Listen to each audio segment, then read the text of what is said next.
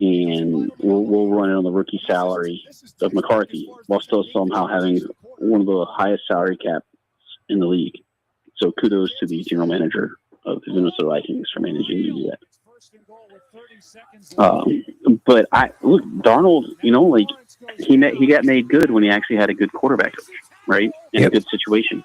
And now he's got a great situation in the Seahawks, and they've got a great offensive line. He's got good running back. He's got an all-world wide receiver, right?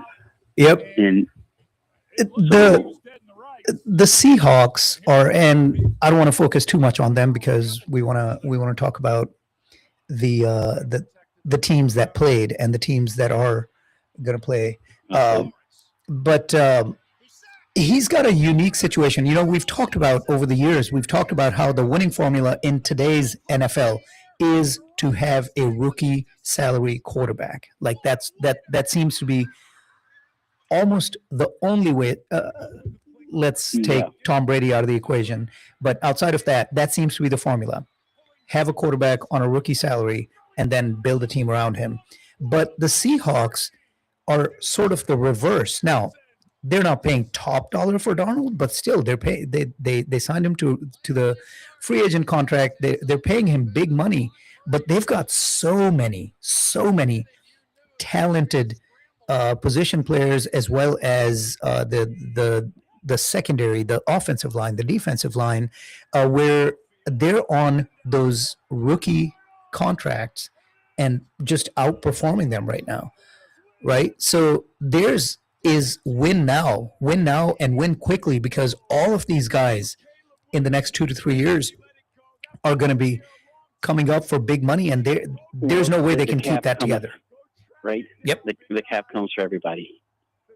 And they've drafted well. Seattle, though, as an organization, has been pretty well run ever since they hired Pete Carroll. Yeah, they've drafted well. They drafted well. They developed. Remember they traded away Metcalf to the Steelers, and everybody was like, "Well, what are you doing?" Well, they knew what they had in Jackson Smith. Yeah.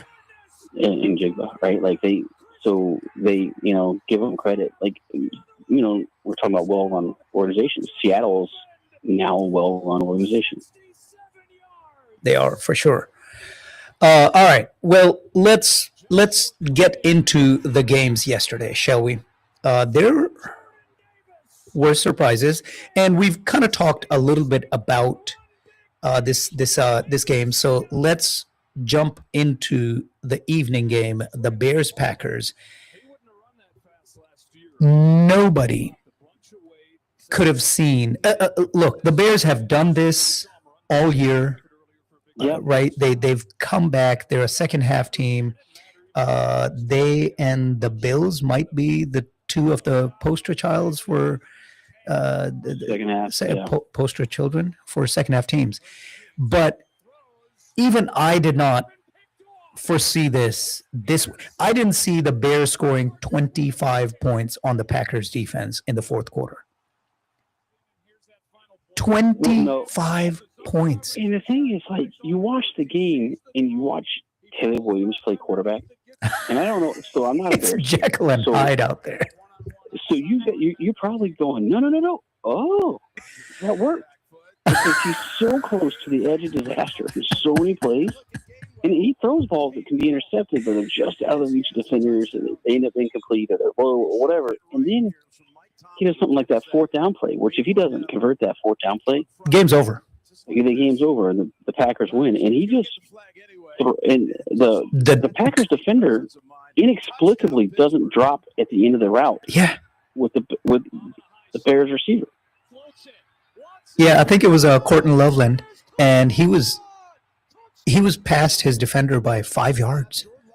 Yeah, but the defender stopped dropping when they got towards the sideline. Yeah, it's inexplicable. So here's what it comes down to. And I remember at the half, we were messaging back and forth, and I was telling you that what they've done, what the Packers have done, in spite of LaFleur's failings in the playoffs, they're a well-run organization. They are. Look, any organization that can go from a Hall of Fame quarterback to a Hall of Fame quarterback to a potential Hall of Fame quarterback. Yep. Right? I mean, it's insane. To Rodgers to Love. this is not supposed to happen. Franchises flounder for years to find their franchise quarterback. This is not supposed to happen, and it's not like these are the only hits that they've had, right? It's so what I was alluding to, as I was telling you, they don't have that stud wide receiver one who's going to beat you every time, but they've got four, maybe five wide receiver twos. They got 4 number 2s. Yeah, I mean Jaden Reed, Romeo Dobbs, Christian Watson, and Wicks, who didn't even get into this because they've got this rookie Golden, who's really, really good, who's a really strong. He got his first touchdown on the season last night. Yeah. He did on a great play. I mean, that was a little screen that he dodged. I think he broke a tackle, but dodged and weaved through the defense to score that touchdown. They've got 4, maybe 5 solid wide receiver twos, and what I was saying, it makes sense to me. Because you can take away one of them with your cornerback 1, but if your wide receiver 2, 3, 4 are consistently beating the cornerback 2, cornerback 3, and cornerback 4, you're gonna be setting yourself up for success. And they were in the first half, 21-3, 21-3. They're up. It's unconscionable. I mean that. As much as the Packers fans love LaFleur and what he's done in the regular season for you, that can't be okay. That is on the head coach. You can't be in a playoff, be up 21-3, and let that slip away. Well, and really, 21-6 after third. I know, and that's why LaFleur may get fired in the next couple of days. And I hate that the focus is on the Packers instead of Ben Johnson and Caleb Williams and the Bears franchise. Good for them. They came in. They were the higher seed. But I really, really believe nobody really thought that they were a lock to win. And then the first half happened, and I would love to see the Vegas money, the in-game money, where that was going, right? Oh yeah. In spite, you do the research on that, because I was texting with you and my friend Pat during the game, and we both, like Pat and I, were like, "Yeah, game's over at 21-3." Yeah. Little did we know. I know the Bears did this to the Packers earlier in the season, but this is the playoffs, you know. And then not after the third goals in the third quarter. And you're like, well, it's not enough. The Packers surely, but their offense just didn't show up until the last two drives, right? And they did miss the field goal at the end of the half. I think that the kicker is just as culpable as anything else. Yeah, that missed field. Because if you miss that extra point, they're going for a field goal at the end of the game. Mm-hmm. And they were easily in field goal range, though maybe not for McManus last night. Yeah, it was an incredible game. I still don't trust the Bears, even though they're the 2 seed. Yeah, to go very far, because I keep looking at Caleb Williams, and I'm like, okay, you can see why he was drafted. This is gonna blow up, though. But you can see why he was drafted. Yeah, like some of those throws he makes. Yes, and you're like, oh man, those are incredible. But like trying to get him to play on schedule during a play. I mean, early in the season, it looked like Johnson was about ready to shoot him. Okay, and like Johnson, he does. By the way, we haven't mentioned him yet in this section. What a great job he's done with a historically loser franchise. Yeah, right.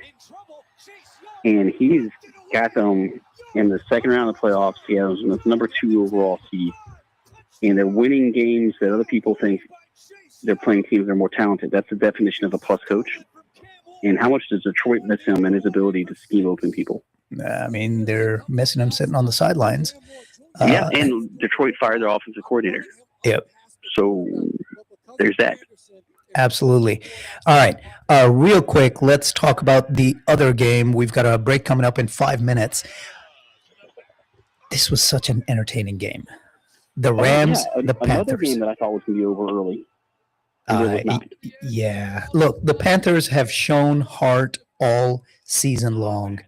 And I mean, they showed up. They showed up, but so did Stafford. You know, I'm sitting there watching Stafford, and you and I have liked him, even though he was when he was blowing out Mississippi State at Georgia, right?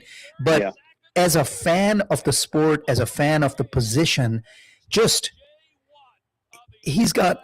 I think Stafford has the prettiest throw since Warren Moon. It's always the perfect spiral, perfect arc, and he makes it look so effortless. I mean, I know that's saying a lot. Kurt Warner will come into play. Who else have we had at the top end? I mean, obviously Mahomes and Allen, but like it's so majestic. His throws, they have the perfect arc, perfect tight spiral, not even a slight wobble to it on most throws, and it goes exactly where he wants it or where he needs it to go.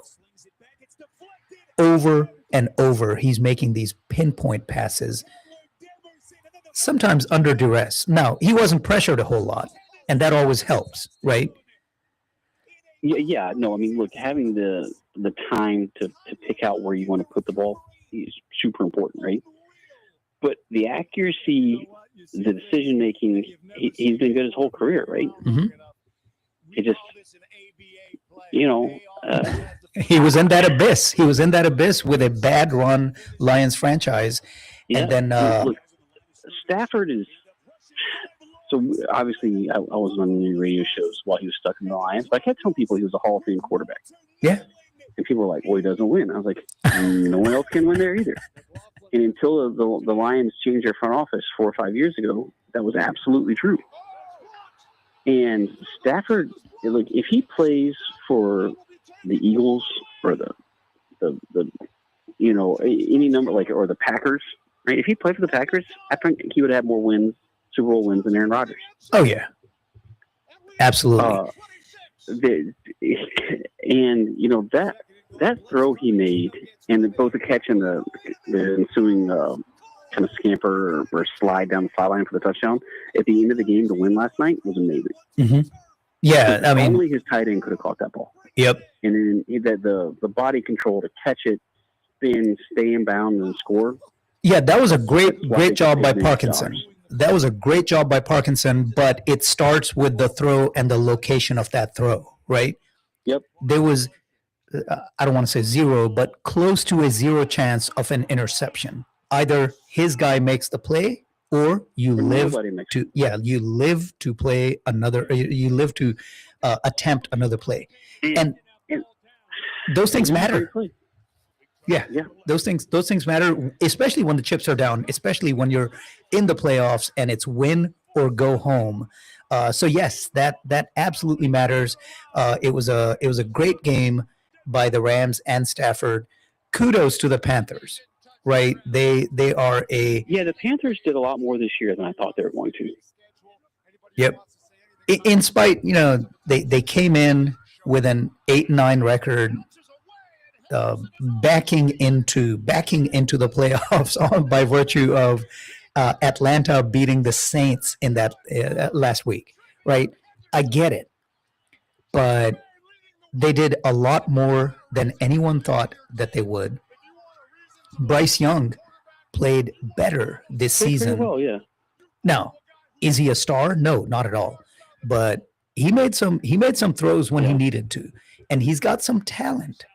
That wide receiving core that he's got with McMillan, with Coker, with Leggett, right? There's some good wide receivers, and then the tandem of Chuba Hubbard and Rico Dowdle. Would the Cowboys love to have? Now, of course, they hit it with Javonte Williams, but would they not love to have kept Rico Dowdle? Well, I think the Cowboys may have some personnel regrets, right? Yeah. Coming after what happened this season. But I have to have to think that the Dowdle thing is among the least of their regrets for the season. Fair. Because of the way Javonte Williams worked out. Fair. I don't want to talk about non-playoff teams. I think in weeks to come, we're going to talk about the Cowboys, and we're going to talk about they actually had some hits on the free agent side, some really good hits on the free agent side. But we'll get into that later. All right, next a break coming up, and now it's time.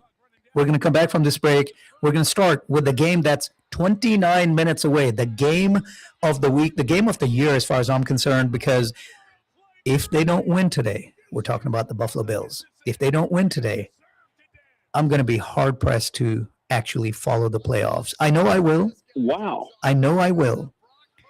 But I'm there's a lot riding on this. It's not an easy game. It is not an easy game. But I do want to come back and talk about, after this break, where they do have advantages. And I really, really, really firmly believe they have some advantages. We'll talk all about that when we come back after this break. You're right here on Radio Azad with the Sports Spotlight. You are listening to Radio Azad, where your voice matters.